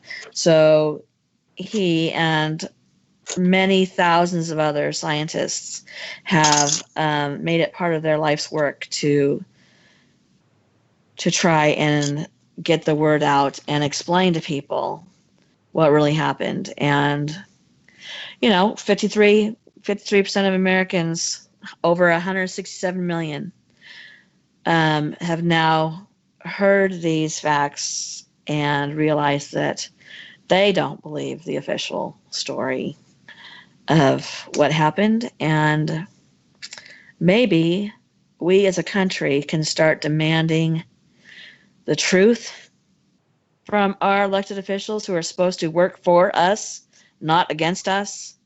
Keep that in mind. We hire them. We pay them. They work for us.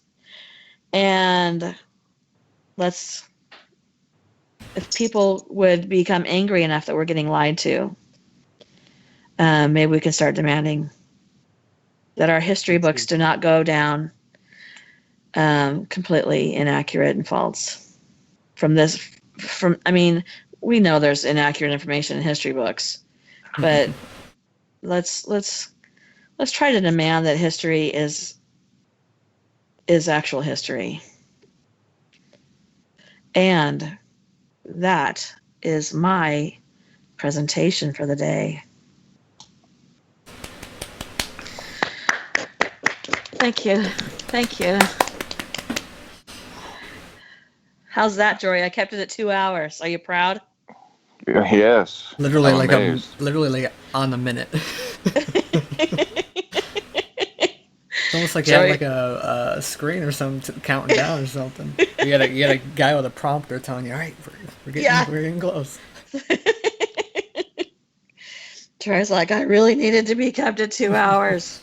So was Maya, please. I have to go to work in the morning. So, who's? Oh, Jay Tonry says typical keyboard commandos insulting the widows of the fallen. Yeah, it's disgusting. I agree, it's disgusting. Okay. Oh, somebody wrote, not a George Bush fan. Laters. Okay. Okay. Okay. Was that George Bush? Yeah, it must have been.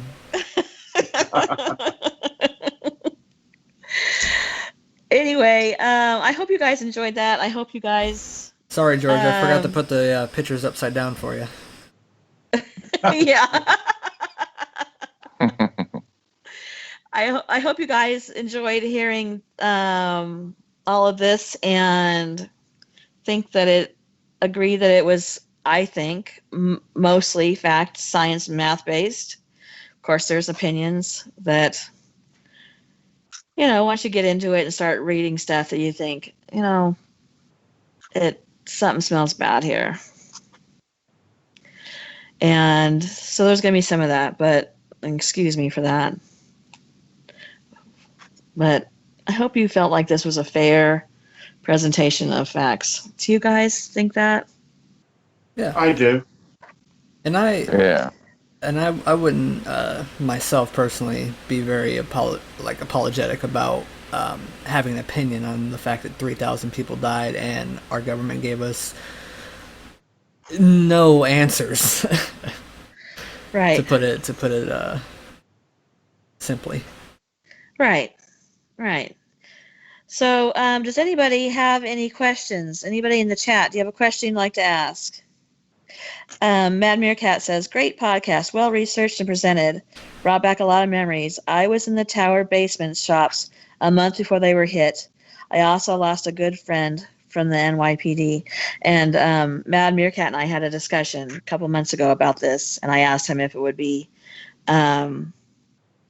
too painful for him to listen to a podcast about this, and he was nice enough to say that we should do it. And so I appreciate that. I'm obviously sorry for his loss. Does anybody have a question? Because now is the time to do it. I'm sitting right here. Well, I don't have not really a question, but you know how there were numerous statements from the NYPD and from the fire departments that were like the basements looked like a foundry, like it was just flowing molten steel. Yeah. NASA has heat data that shows 8 or more pockets of intense heat maps that date several days after the attacks. So that heat, those foundries and those pockets of molten steel were there at high temperatures, never recorded before, for days after the attack. Wow. So jet fuel, aluminum, whatever you want to call it, something was at play, and it was very intense, and it stayed and it lingered enough for NASA to pick up heat maps from satellites. So, and that's even after they were had been spraying and spraying and spraying. Yeah. Is there anything that has to do with the towers that you guys feel like is important that I left out? I'm not entirely sure if you mentioned it, but the beams that they found that were cut at 45-degree angles. I don't know if you mentioned that. I didn't mention it. You can go ahead if you'd like. Okay, well, I'll just put a picture of them. That, to me, that's my smoking gun. Like, that's not only it's common practice with controlled demolitions to cut the beams at a 45-degree angle so that when the explosives hit them, the center of gravity pulls the center of the building into itself, into the footprint. And there's pictures from Ground Zero of beams cut exactly like that. Not only cut like that, but they have molten steel dripping off of them. And I have a picture up there for people as well. Wow. Yeah, that to me, that's the smoking gun right there. Like, right. you telling me I can cut that at 45 degrees with molten right. steel? Yeah. Okay. Wow. Is there anything else that you guys have read or know about the Twin Towers that I did not mention? I just want to say, you obviously I'm in the UK. From an American point of view, do you think we will ever find out what happened, or do you think it's gone now? It's lost to history because I think we have the power as American citizens to find out if we want to. I think that's what's great about this country is that if we enough people demand something be done. I mean, we've seen it, you know,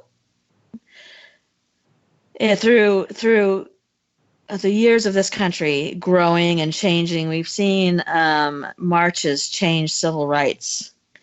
We've seen people go out and demand change and have change, large change be made.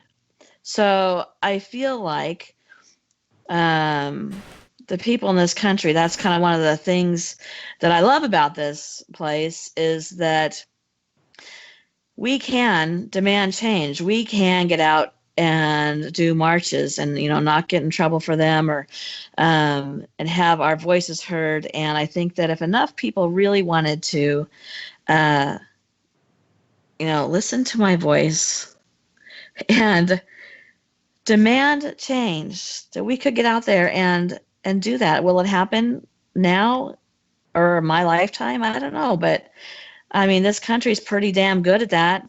Or pretty damn good at getting out and saying, we don't like this.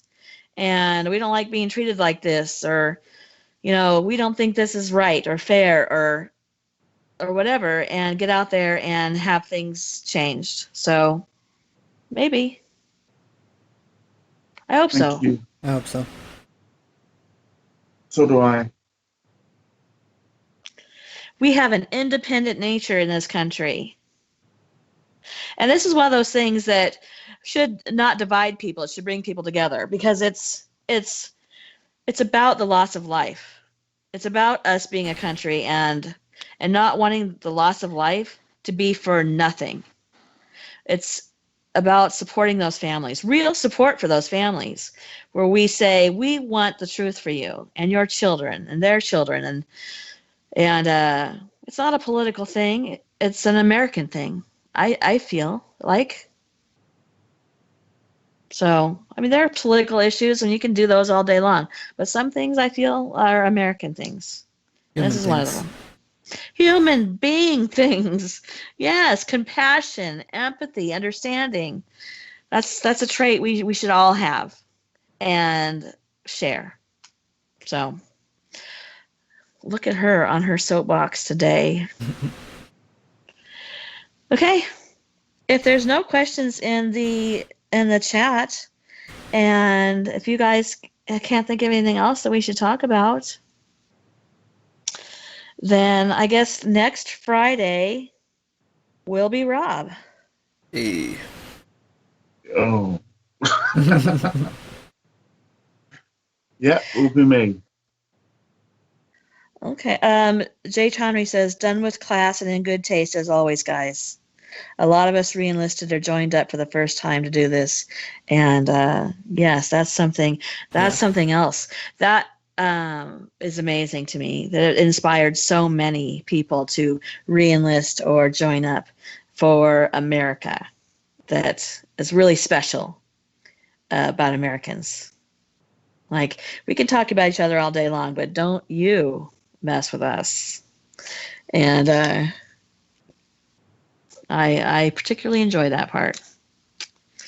All right. So next Friday with Robb. Also, if you're listening to this, if you're listening to this and you are not, and you'd like to be, please go ahead and subscribe to my channel. It's free. Please give this video a thumbs up. The more thumbs up we get, the more attention my channel gets, and that would be awesome. And if you would like to be notified of my content when it goes up and of our podcasts when they go live, please click that bell. Robb and I both have groups. Robb, is that correct? Yes, we have groups. I always say pages, and Robb He learned me that they're not pages, they're groups. So mine is Exit Light. Robb's is Paranormal and Supernatural World. And they're both excellent. And Robb does a great job of not only keeping up his group, but keeping up my group. And he puts a lot of interesting and strange and bizarre information that you guys are going to love. So if you guys want to visit there and become a member of those groups, that'd be awesome. And if you would like to support my channel, please consider becoming a Patreon member. We will put the link in right now.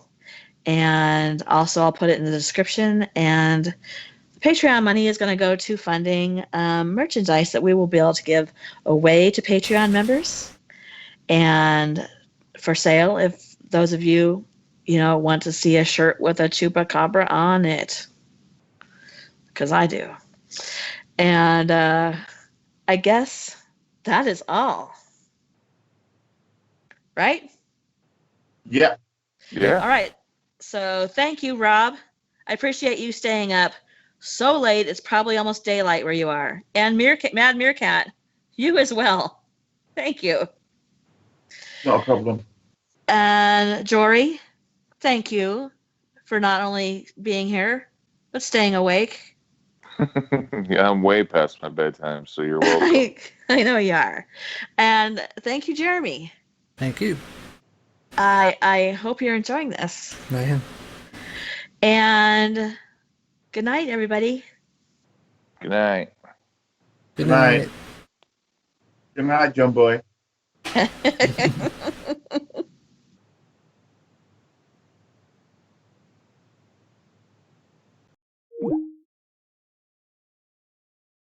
Wasn't sure if they were done. Bye bye, guys.